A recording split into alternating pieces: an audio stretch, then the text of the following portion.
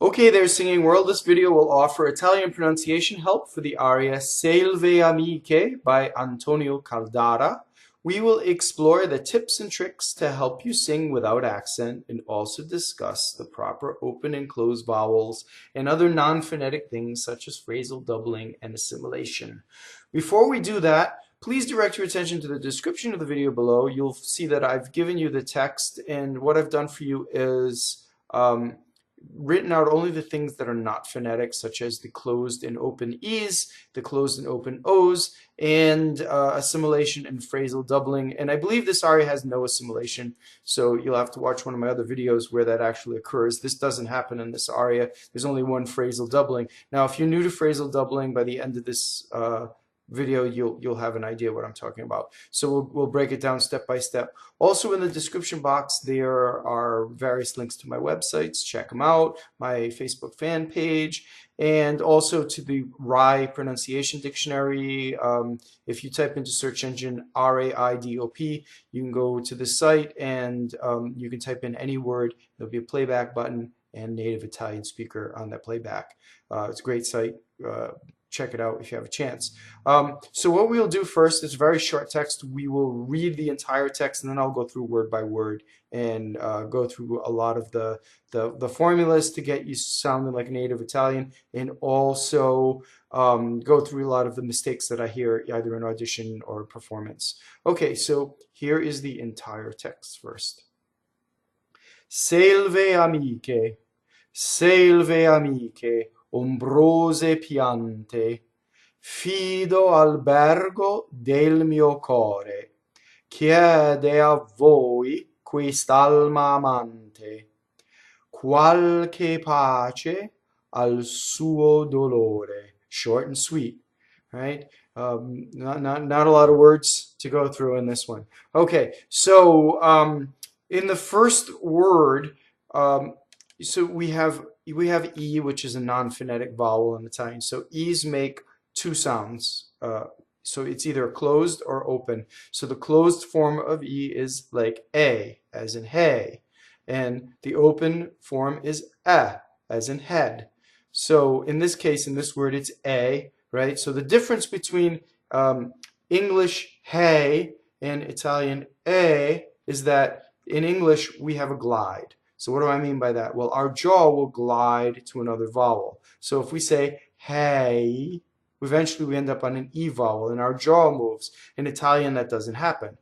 Right? So it's just the same vowel, same jaw. And if we say head in English on the open E, our jaw will slowly go to an I vowel, right? So head, you see. I'm exaggerating, but that's what happens very fast. In Italian, it would be without a stop, without a change, okay? So the way we do closed E is just the normal E that we see in Times New Roman or any font you see. And then we do open E with the rounded edges E. So if you look 3 lines down, albɛrgo, so it's an right? So that's the open E. So that's how we write it. So in this whole aria, we have 2 open E's and the rest are closed. Closed meaning A, okay? So in no way do you close down when you sing a closed vowel. You can sing it with an open throat. Okay, so in this word, the 2 vowels are A, right? So what we also tend to do in English is when we have 2 of the same vowels, we neutralize one of them. Think of the word America, right? The vowels are all different, right? In Italian, that first and the second would be and the E would be A. So it would be E, right? America. No harmonization, as opposed to America, right? Where we harmonize. Same thing with this. A. So these 2 A's have to be equal. Selve. Okay, does that make sense? So right there, if you're just thinking about that, the word is done on the basis of the vowel, right? Not on the basis of the consonant. So a couple other things. The L is touching a V. So it doubles. So let's talk the difference between single L and double L. So selve. So what happens for double L? that makes double L. So in this word, the L actually has pitch, right? The pitch that you're singing goes through this L. Selve. Okay, so that's a double L. A single L would be selve, right? The way we say in English. Selve. Next word, amiche. So the other thing about E is that it's a soft vowel. So CE would be che, right? So the H in this word is just there to harden the C to a K sound. So CHE is ke, CE would be che, and that makes E is a soft vowel. Now, is a hard vowel, example of a hard vowel. So if you see printed A, right? So CA would be ka, hard, see? Hard C, right? As opposed to che, CE, soft vowel, right? So ka, and now to make it soft, we'd have to put an I in. It would be cha, right? So this is a soft vowel, A, amiche. To make this the K hard, you put the H in. Okay? So this word has a single M. Amiche. Right? So I hear often amiche. See, I made a double M. Right? I make a double M just the same way I make a double L. So L's, N's, and M's are your phonating consonants, right? Double M. So if I do amiche, not only do I have a double M, but I have a double K sound. Both of those are wrong in this word. Okay? So Italians are very specific about double consonants and single consonants, and there are formulas for when they double and they're single. So if you do this wrong, you will sound off. And a lot of people will say, oh, there's something off with what you're doing, right? So they're hearing the phonation in the wrong place. So it's how you vibrate. So amiche. There's no stop in phonation. Wrong. Amiche. See? I did a double K by having actual silence, and I did a double M by phonating. The other way to practice is just practice the vowels. A, E, A. Now you have your three vowels. Now let's connect them. A, E, A. Okay? Now when you put the consonants in, because they're all single consonants, they should feel exactly like that. Exactly like the vowels. Amiche. So it flows, right? So anything that stops that makes a double consonant. Amiche. See, doubles. So that last example was wrong. Okay, going on. Ombrose. So now we have our O's, and in this word they're all closed O's. So O, don't think about closed O as that it's smaller than open O. There's nothing different, right? Oh, right? It's like, hey, oh, it's right. They're both open, right? It's just terminology to distinguish one from another, right? So ombrose, so it's O-O-A. We have a closed D in this word. We have two closed O's. Okay, so now let's talk about the consonants. Notice that I had a double M. Listen to it again. Ombrose. And why is that? Well, the M touches a consonant. So again, M's, L's, and N's that touch consonants will often double. Right? So ombrose. Did you notice that? Now notice that also the S in singing is voiced because it's surrounded by vowels. What do I mean by voiced? S, unvoiced. See, no vocal cords. Z, voiced, my vocal cords. So ombrose. Notice that it's not ombrose. I don't make the consonant the focus of my expression. I make the vowel. Ombrose. Right? Shadowy, right? Ombrose. And shadowy in a good not shady as in like dishonest, but shady as pleasant, right? Ombrose, right? So we're talking about plants that give us shade. Piante. Okay? So piante is our next word. Okay, so in this word we have a semivowel. The I is a semivowel, right? So what do I mean by that? It's not piante, right? I don't fully say the E. I just use the position of the E. So it's as if I was going to say piante, and I just don't say the E. Piante. The E becomes a Y, but it's way up in the E position, right? Notice that the N is touching a T, right? Piante. Notice that the E is closed. It's an A vowel, right? A is an A vowel always, right? And now let's talk about P and T. So P is a plosive and T is a dental. What's the difference between Italian P and Italian T in English? Well, if I say pa in English, pa in Italian, what's the difference? Well, it's more voiced than Italian, even though ba is a an unvoiced consonant, and also ta versus ta. English, ta. Italian, ta. Right? So the Italian is more compact, it's more voiced. So think about this. All of your consonants are in pairs of voiced and unvoiced. So for T, da, D, right? Like D, as our dentals, D and T, right? So D is the voiced version, da, ta, right? So you can practice da, ta. So making the T unvoiced, but as little as possible, right? In English, it would be da and ta.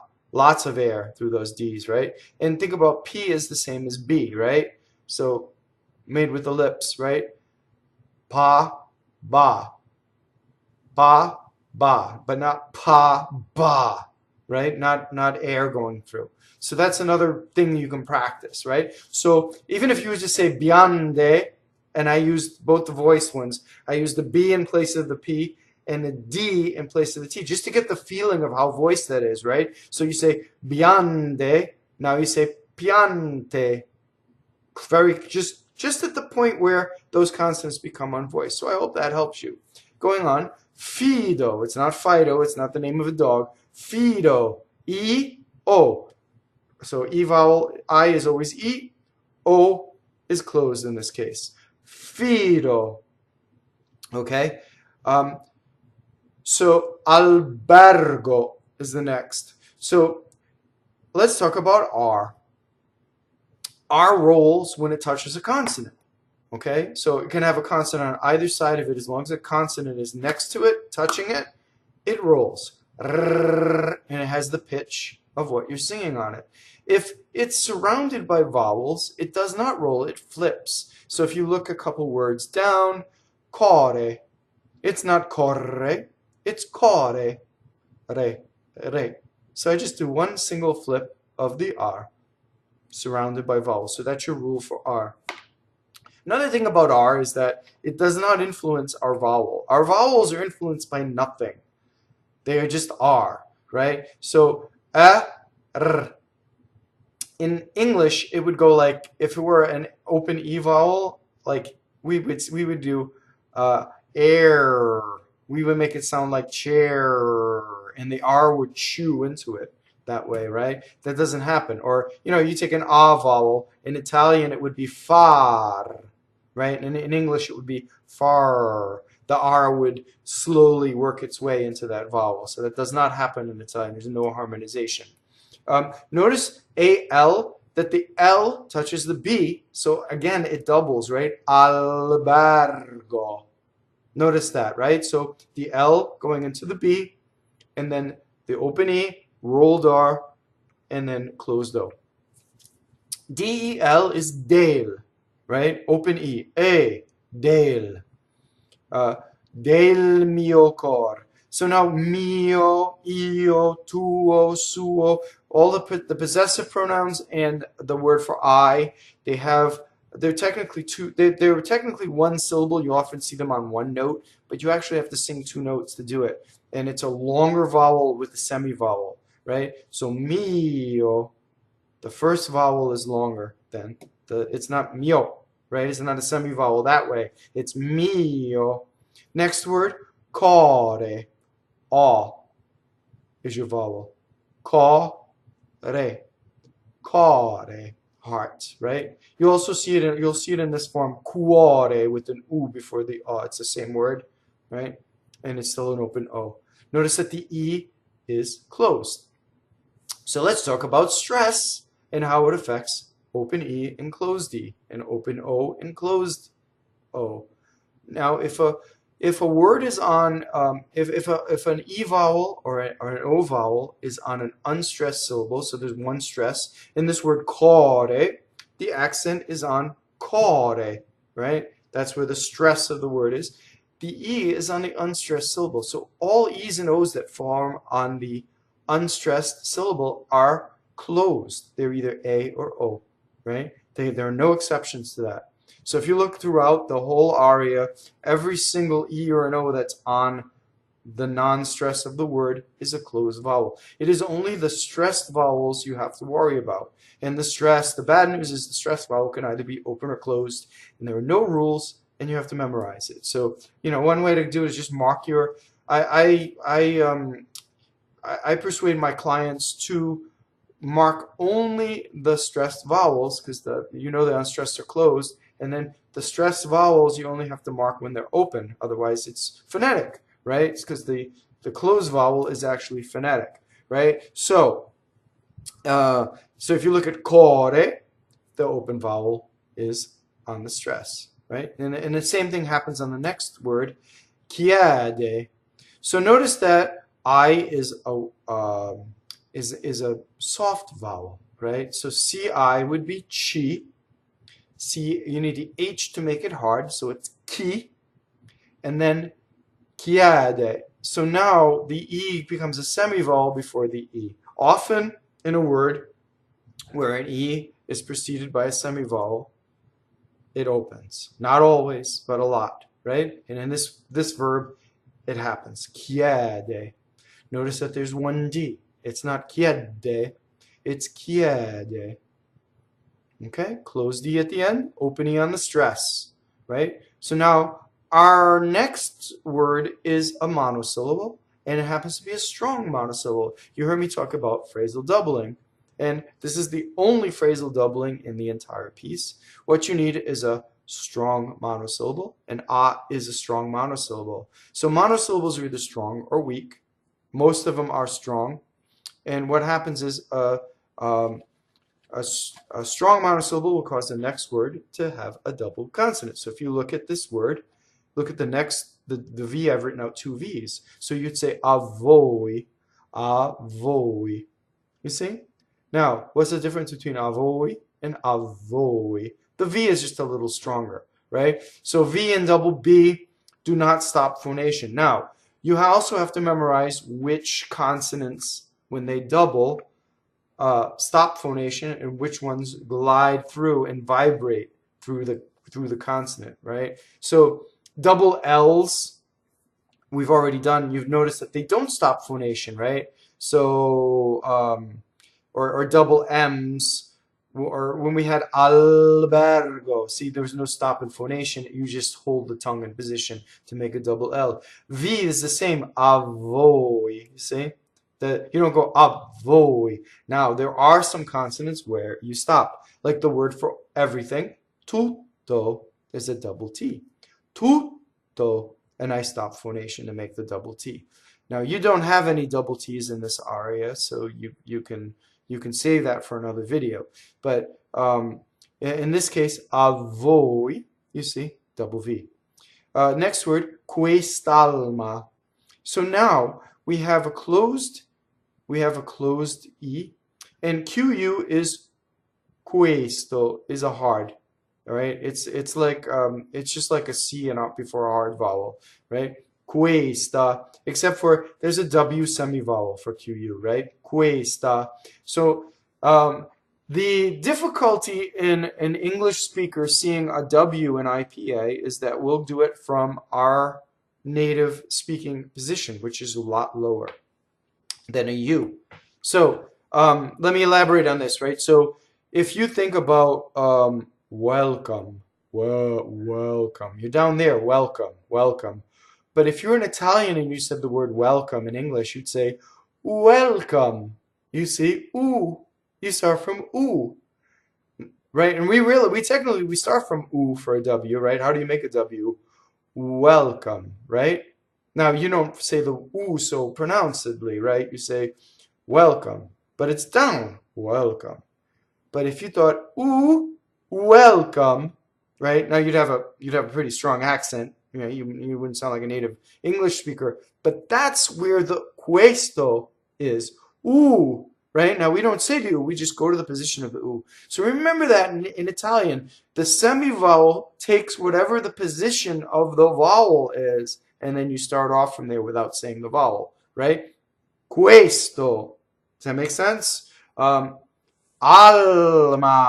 Lots of double L's in this aria. Notice the L touches the M, and we have two A's that do not neutralize. Here's another one.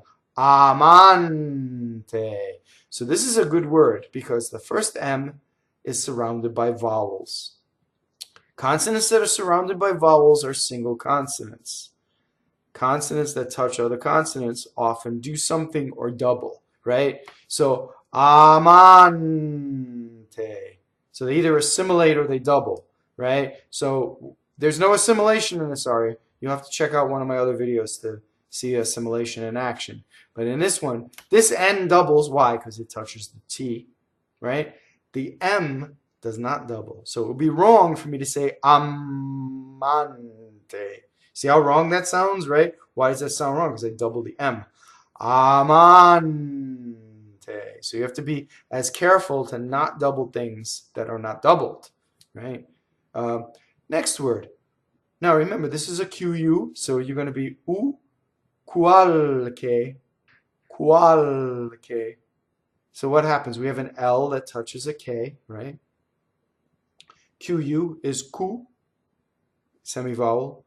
Qual, qualche, right? The L, again, singing, going into the K. CHE is hard because E is a soft vowel, right? CE would be che. The H makes it K. So, qualche. Now, one more thing. I'm going into, because there are so few words in this, I can go into immense detail, right? All of these things will help you sing without accent, right?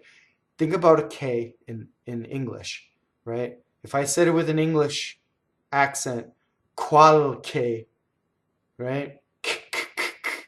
There's a lot of air. Now, if you think about the voiced version of K, what is it? It's G, right? So G is exactly the same in your mouth. It's just your vocal cords are engaged. So if you did qualche, qualche, qualche, and then just find the point where it becomes unvoiced without too much. Qualche, qualche. It's just like you're going to go up to a G, but instead you say a K. Not qualche. Okay, does that make sense? Okay, going on. Pace. So now notice that CE, E is a soft vowel, right? Right? So we have three things to consider about the E. It's a soft vowel. So CE is che. We need an H to make it K. So it's pace, che, pace, right? And now it's just a single ch. You could double that. Pace. See, if I stop phonation, it's now double. So that's another mistake. So pace. So how do we practice that to ensure that we do not have a double? It's just the vowels. Think I, pace. Next, al suo. So suo is like mio, right? There are actually two syllables to the word, even though it's technically one syllable, and you'll see it over one note. Suo. So it's a U and an O. Dolore. O, O, A. This is how we practice, right? This is a very good word because it's all single consonants, right? Single L surrounded by vowels. Single R, flipped R. All close those. O, O, A. Right? And you can even do O, re. Flip the R. Now, do, lo, re. Dolore. Legatissimo, right? Dolore. Okay. Well, very, very short text. I hope that was helpful. Thank you very much for watching. Please subscribe. Please check out my links. And as always, we will see you at the opera. Thank you very much for watching.